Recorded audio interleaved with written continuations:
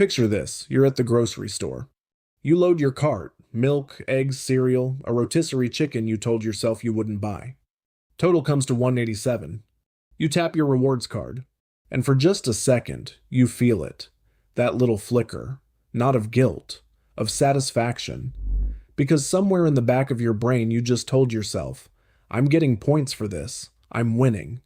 That feeling? The bank spent decades and millions of dollars designing it, and I'm not saying that to make you feel stupid. I'm saying it because once you understand how the math actually works, the whole picture, not the brochure version, you'll make a better decision than most Canadians ever do. I'm Nick, this is Boring Money Canada. We don't sell anything, we just run the numbers. Let's run them. First, a question nobody asks at the card sign-up table. Where do the points come from? The answer is merchants. Every time you tap a rewards credit card in Canada, the merchant, your grocery store, your gas station, your favorite restaurant, pays an interchange fee to the card network. For a basic debit card, that fee is roughly 0.5%.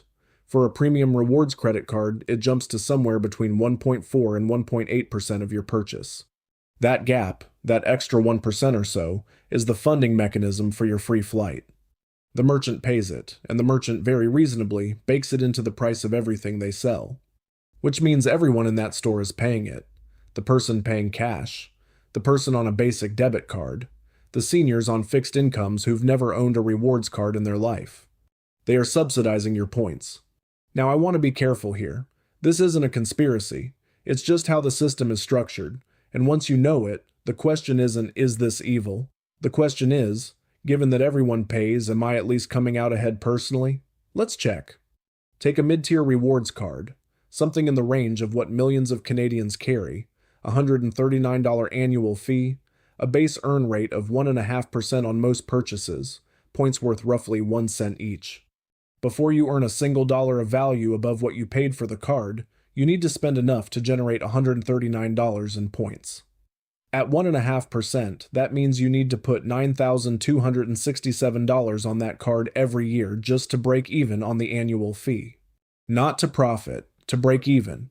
That's $772 a month every month on qualifying purchases before you see $1 of net gain. A lot of people I talk to assume they're comfortably past that number. Some are, but many aren't tracking it, and the bank is counting on that. Now here's the part most videos stop at. But we're not going to stop there. There's a second cost that never appears on your statement. Researchers at MIT ran a study, prereq and semester, where they auctioned off tickets to sold-out sporting events. Half the participants could only pay cash. The other half could use credit cards. The credit card group bid, on average, more than twice as much for the same ticket.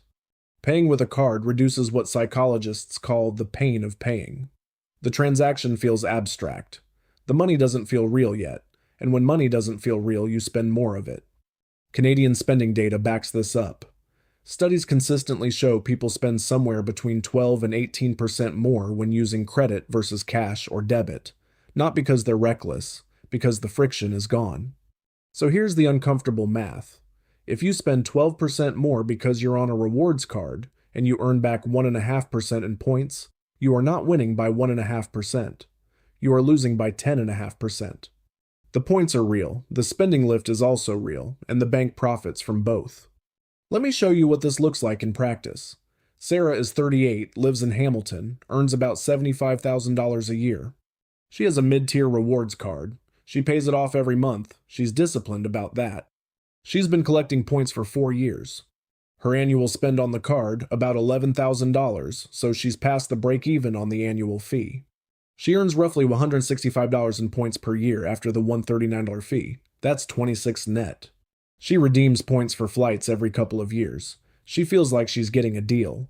But when she actually looked at her spending the month she got the card versus a year before, her monthly discretionary spending had crept up by about $200. She hadn't noticed because the charge just showed up once a month on a statement. $200 a month is $2,400 a year, against $26 in net reward value.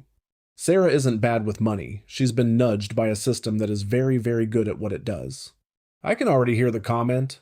Nick, I pay it off every month. I track my spending. I've taken 3 international trips on points. It absolutely works for me. And I believe you. There is a real narrow scenario where a rewards card is genuinely net positive.